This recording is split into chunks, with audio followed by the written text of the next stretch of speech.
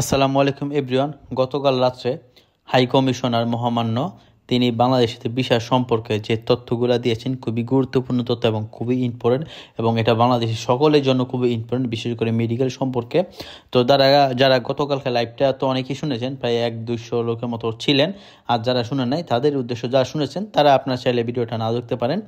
আর মূলত এই বিষয় সম্পর্কে প্রচুর প্রচুর তথ্য দিয়েছেন, অনেক কথা হয়েছে, প্রায় হচ্ছে আপনার কয়েক ঘন্টা, 3 থেকে 4 ঘন্টা পর্যন্ত মিটিং বা যে আমরা গুগল মিট বলতে পারি, এটা চলমান ছিল। এখানে আপনার উপস্থিত ছিলেন আমাদের সংগঠক বা বাংলাদেশের প্রতিনিধিত্ব করে একজন, তিনি মানবিক কাজে পরিচিত, তিনি হচ্ছেন আমাদের সম্মানিত হাফিজ ভাই, এবং উপস্থিত ছিলেন আমাদের হচ্ছে মরিশাস কমিউনিটি গ্রুপের এডমিন।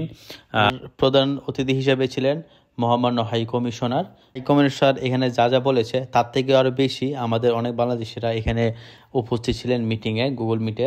তো প্রায় 200-100 মতো লোক। তো এখানে সবাই প্রশ্ন করেছে, সেই প্রশ্নের উত্তর দিয়েছে, প্লাস তিনি এই পর্যন্ত যা যা করতেছে বাংলাদেশের জন্য বা কী কী করণীয় বা ভিসা সম্পর্কিত উনি। যাই হোক, মূল টপিক শুরু করার আগে আপনাদের প্রতি আমার একটা রিকোয়েস্ট, আমার যে আগে চ্যানেলটা ছিল visabazaar.com নামে, ওই চ্যানেলটা অলরেডি হ্যাক হয়ে গেছে গা।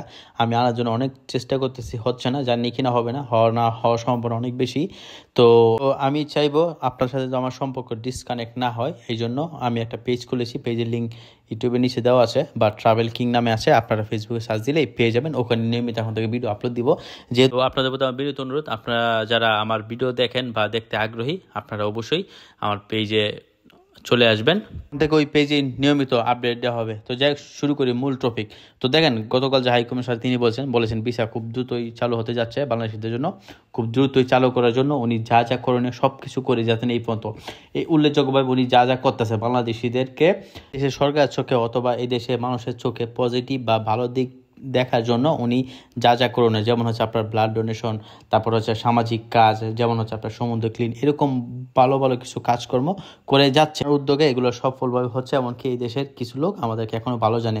এমনকি আমাদের হাই কমিশনার স্যার স্পষ্ট এবং সুন্দরভাবে বলেছেন, এই দেশে কিছু কিছু কোম্পানি আছে ডিরেক্টলি বলতে আছে যে বাংলাদেশের শ্রমিক না আসলে আমাদের কোম্পানি বন্ধ হয়ে যাবে, বা আমাদের কোম্পানি যে চালিকা শক্তি সেটা হারিয়ে ফেলবে। বাংলাদেশ শ্রমিক যে কোনো মূল্যে লাগবে বা বাংলাদেশ শ্রমিক আনতে হবে, এটা আপনি বুঝতে পারেন। এটা আমাদের হাই কমিশনার বলেছে, আর উনি শুনে নেয় বা জানেন এরকম তার অনেক কিছু হতে পারে। তো এরকম অসংখ্য কোম্পানি আছে, বুঝছেন, যেখানে বাংলাদেশ শ্রমিক লাগে। বাংলাদেশ শ্রমিক এই জন্য লাগে কারণ বাংলাদেশ শ্রমিক কঠোর পরিশ্রম করে এবং প্রচুর কাজ জানে, এবং তারা একটু মানে কি বলা হয়, একটু শয়তান হলেও তারা কাজ জানে। তার দক্ষ শ্রমিক, তারা কাজ করলে সেই কোম্পানি আগাইতে পারে এবং কোম্পানি লাভবান হয়। তো সবাই তো সবার আগে নিজের স্বার্থ দেখে, লাভবান ব্যাপারটা দেখে, তাই না, প্রফিট। তো সে যেহেতু বুঝতে পারেন পজিটিভ কিছু।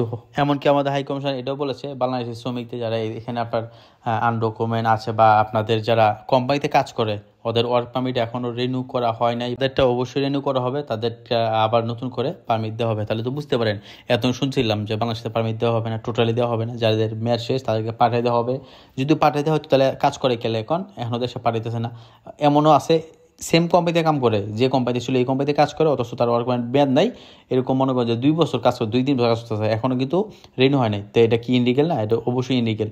তো এরা যদি ইনলিগেল হইতো বা এদের যদি আপনার নতুন করে পারমিট দেয় না, তাহলে তো কোম্পানি কই যদি তুমি চলে যাও তোমার পারমিট হইতেছে না বা হবে না, তা তাদের কেন রাখছে? তাহলে নিশ্চয়ই সিগন্যাল আছে, সেটা আপনি আমি জানি না। তো আমাদের হাই কমিশনারের কথা থেকে অনেক কিছু বোঝা গেল, যাদের ওয়ার্ক পারমিট এখনও রিনিউ হয় নাই, কোম্পানিতে কাজ করতেছে, তাদের অবশ্যই রিনিউ হবে। তার মানে বুঝতে পারেন অনেক কিছু হতে যাচ্ছে। তিনি এটা বলেছেন বাংলাদেশের ভিসা চালু অবশ্যই হবে, খুব দ্রুত হবে, এবং দ্রুত করার জন্য ওনার যা যা করণীয় অনেক কিছু করতেছে। আগে আপনার গভর্নমেন্ট ছিল, ওনাদের কাছে উনি কয়েকবার গেছেন, অনেকভাবে কথা হয়েছে, যেমন বাংলাদেশিদের যারা ইন্ডিগে ছিল তাদেরকে কোনোরকমভাবে বৈধ করা যায় কিনা বা কেমনি কি, এই বিষয় নিয়ে কয়েক দফায় বৈঠক হয়েছে। তো ওনারা প্রথম দফায় কিছু বলে নাই, দ্বিতীয় দফায় বলছেন না, এটা সম্ভব না, এটা আসলে এই দেশে হয় না, হ্যাঁ এটা ইম্পসিবল। বাংলাদেশে শ্রমিক আনার জন্য তো উনি তো সেই বলেছিল বাংলাদেশে তিনিও যাবেন বা ভ্রমণ করবেন এবং বাংলাদেশ থেকে দক্ষ শ্রমিক আনবেন। তো এটার পরেই তো আপনারা জানেন একটা রাজনৈতিক ব্যাপার ইস্যু সামনে চলে আসছিল, তো সেটার জন্য আসলে আবার একটু ব্যাপারটা পিছিয়ে গেছে। তবে ভিসা খুলবে, আমাদের হাই কমিশনার এটাই বলেছে, ভিসা খুলবে, দ্রুত খুলবে, এবং এটার জন্য ওনারা যা যা করণীয় করতেছে এবং চেষ্টা চালিয়ে যাচ্ছে আপ্রাণ। এমনকি তিনি অনেক রকমের কার্যক্রম হাতে নিয়েছে, যেমন কিছুদিন আগে আমাদের 16 ডিসেম্বর ছিল, তো বিজয় দিবস ছিল, ওইটার উপলক্ষে একটা প্রোগ্রাম করা হয়েছে, এবং ওই প্রোগ্রামে সবচেয়ে নামি দামি এবং বড় বড় আপনার গভর্নমেন্টের উপর লেভেল থাকে তাদেরকে ইনভাইট করেছে, যেমন আমাদের এই লেভেল মিনিস্টার, এরপরে প্রাইম মিনিস্টার, আরও বড় বড় সবাইকে ইনভাইট করেছে, যাতে তাদের চোখে আমরা একটা পজিটিভ বা একটা ভাবনা চলে আসে। মূলত ওনাদেরকে খুশি করার জন্য যা যা করণীয় আমাদের হাই কমিশনার স্যার প্রতিনিয়ত করে যাচ্ছে। তো দেখুন এখানে কিন্তু স্পষ্ট একটা কথা, ভিসা কিন্তু চালু হবে, কারণ এই কথা আমাদের হাই কমিশনার বলেছে যে ভিসা চালু হবে। এই জন্য ওনার চেষ্টা বা ওনাদের যে কার্যক্রম তারা চালিয়ে যাচ্ছে প্রতিনিয়ত। যত যা করণীয়, যত রকমের টেকনিক বা যত রকমের যে আপনারা আমাদের দেশ থেকে শ্রমিক আনেন, আমরা এই দেশে ব্যবসা করি, বা আপনারা ওই দেশে বা আমরা এই দেশে ইনভেস্ট করি, এরকম আর কি, যেগুলা দুই দেশে সম্পর্কিত বা দুই দেশে লাভবান হয়, হ্যাঁ, যেটাকে বলে কূটনৈতিক সম্পর্ক। কূটনৈতিক সম্পর্ক কীভাবে আর মজুত করা যায়, একটা দেশের সাথে কিন্তু সম্পর্ক আমরা শুধু শ্রমিক এই দেশে কাজ করবে এভাবে হয় না, দুই দেশের লেনদেন হইতে হয়। তো ওনারা আমাদের কাছ থেকে শ্রমিক আর নিবে, আমরা এই দেশে কাজ করবো, আমাদের দেশ লাভবান বা আগাবে। ঠিক এভাবে আমাদের দেশে যে আপনার ব্যবসায়ীরা তারা ইনভেস্ট করতে পারে, বা অনেক ধরনের সম্পর্ক সম্পর্কিত বা মিক্সনের মাধ্যমে হয় কূটনৈতিক সম্পর্ক। সেটাই করার জন্য চেষ্টা চালিয়ে যাচ্ছেন আমাদের হাই কমিশনার।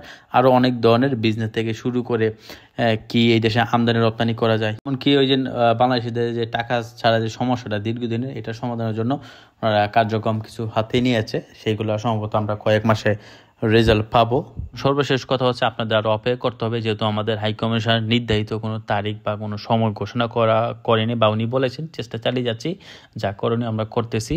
ওনারা অনেকটা আমাদের প্রতি নারাজ, তবে আমরা চেষ্টা চালিয়ে যাচ্ছি। তো ব্যাপারটা বুঝতে পারেন, এখন আপনারা ধৈর্য ধরতে পারেন, অথবা আপনারা যারা খুব সময় কম বা আপনাদের যেতে হবে তারা অন্য দেশে ট্রাই করতে পারেন। তবে আনুমানিক একটা টাইম যদি আমাকে বলা হয়, সেক্ষেত্রে আমি বলতে পারি আনুমানিক টাইম আরও 3 থেকে 5 মাস লেগে যেতে পারে। যেহেতু বিশেষ সম্পর্ক, এটা ব্যাপার স্যাপার দুই দেশে নতুন করে চুক্তি হবে, দুই দেশের আপনার কূটনৈতিক সম্পর্ক তৈরি হবে, আরও অনেক ব্যাপার স্যাপার, একটা পলিটিক্স সামনে ব্যাপার চলে আসে এখানে। এক্সাম্পল ধরুন, উনি বা আমাদের হাইকমিশনার বলে ফেললো যে ভিসা সামনের মাস অথবা এর পরের মাস থেকে খোলা, তো এরপরেও কিন্তু 3 থেকে 4 মাস লেগে যাবে শুধু প্রসেসিং করতেই, বুঝছেন? প্রসেসিং, আপনার এগুলাকে ফাঁস করা, আরও অনেক ব্যাপার স্যাপার যে অফিসিয়াল কাজ থাকে, বুঝছেন? তো এখনও যেহেতু টাইম বা সময় বলা হয় না, শুধু বলছে যে দ্রুত চালু হবে বা চালু করার জন্য আমরা চেষ্টা চালিয়ে আছি। তো সেক্ষেত্রে বুঝতে পারেন 4 থেকে 5 মাস লেগেই যাবে।